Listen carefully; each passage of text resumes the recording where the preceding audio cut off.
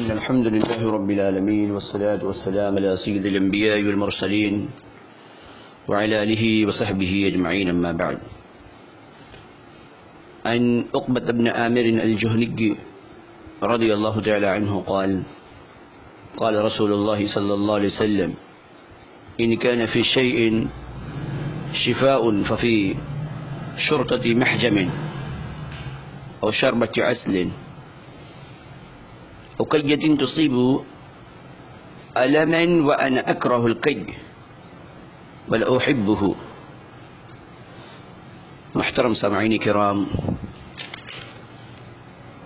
آج کے درس کا عنوان ہے شہد میں شفا ہے۔ حضرت عقبہ بن عامر الجہنی رضی اللہ تعالی عنہ کہتے ہیں کہ نبی کریم صلی اللہ علیہ وسلم نے فرمایا، اگر کسی چیز میں شفا ہے تو وہ سینگی لگوانے میں، شہد پینے میں یا داغنے میں، لیکن میں داغنے کو مکروہ سمجھتا ہوں اور اسے پسند نہیں کرتا۔ اس میں اللہ کے رسول صلی اللہ علیہ وسلم کا فرمان موجود ہے، اور اللہ کے رسول صلی اللہ علیہ وسلم کہہ رہے ہیں کہ یقیناً شہد میں اللہ سبحانہ و تعالیٰ نے شفا رکھا ہے، جیسا کہ اللہ نے اپنے کلام میں فرمایا فیہ شفاء للناس۔ آپ صلی اللہ علیہ وسلم نے اپنے عہد مبارک میں بطور علاج شہد کا استعمال کروایا ہے، اور شہد بہترین ٹونک ہے، بہترین دوا ہے، جسمانی قوتوں کو بحال کرتا ہے، جسم کو قوت پہنچاتا ہے، معدہ کو طاقت اور بھوک کو بڑھاتا ہے، پاگل پن میں بھی مفید ہے، جوئے مارتا ہے۔ اور شہد کو گلاب کے عرق میں ملا کر استعمال کیا جائے تو بال لمبے اور ملائم ہو جاتے ہیں، آنکھوں میں لگایا جائے تو آنکھ کی روشنی تیز ہو جاتی ہے، سرکہ کے ساتھ دانتوں میں لگانے سے دانتوں میں چمک پیدا ہوتی ہے، اور مسوڑے مضبوط ہو جاتے ہیں، اور خالی پیٹ پینے سے یعنی صبح کے وقت میں پیا جائے تو اس سے جگر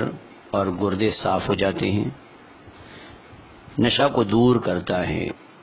مثال کے طور پہ اگر کوئی افیون، پوست اور بھنگ یا دیگر چیزوں کا عادی ہو چکا ہے تو اس وقت میں گرم پانی میں شہد ملا کر پینے سے دور کیا جا سکتا ہے اس عادت کو، زہر کو اتارتا ہے۔ اور ہمیشہ شہد کو پانی میں ملا کر پینے سے جگر کو طاقت ملتی ہے، اور گردہ مثانے کی پتھری کو توڑ دیا کرتا ہے۔ شہد کمزوری اور بلغم اور جوڑوں کے درد میں بھی فائدہ مند ہے، اور دیر تک پڑھنے والے طالب علموں کو چاہیے کہ وہ شہد کو استعمال کریں۔ معدہ اور آنتوں کے السر میں بھی فائدہ مند ہے۔ تو یہ سارے شہد کے فوائد تھے جو بتلایا گیا، تو ہمیں چاہیے کہ اللہ کے رسول صلی اللہ علیہ وسلم جو یہ طب نبوی ہے جو آپ نے بتایا ہے، اس سے ہمیں فائدہ حاصل کرنا چاہیے، اور شہد کو اپنی غذاؤں میں استعمال کرنا چاہیے۔ اللہ سبحانہ و تعالیٰ سے دعا کرتے کہ اللہ سبحانہ و تعالیٰ طب نبوی پر اللہ رب العالمین ہم سب کو عمل کرنے کی توفیق عطا فرمائے، اور شہد سے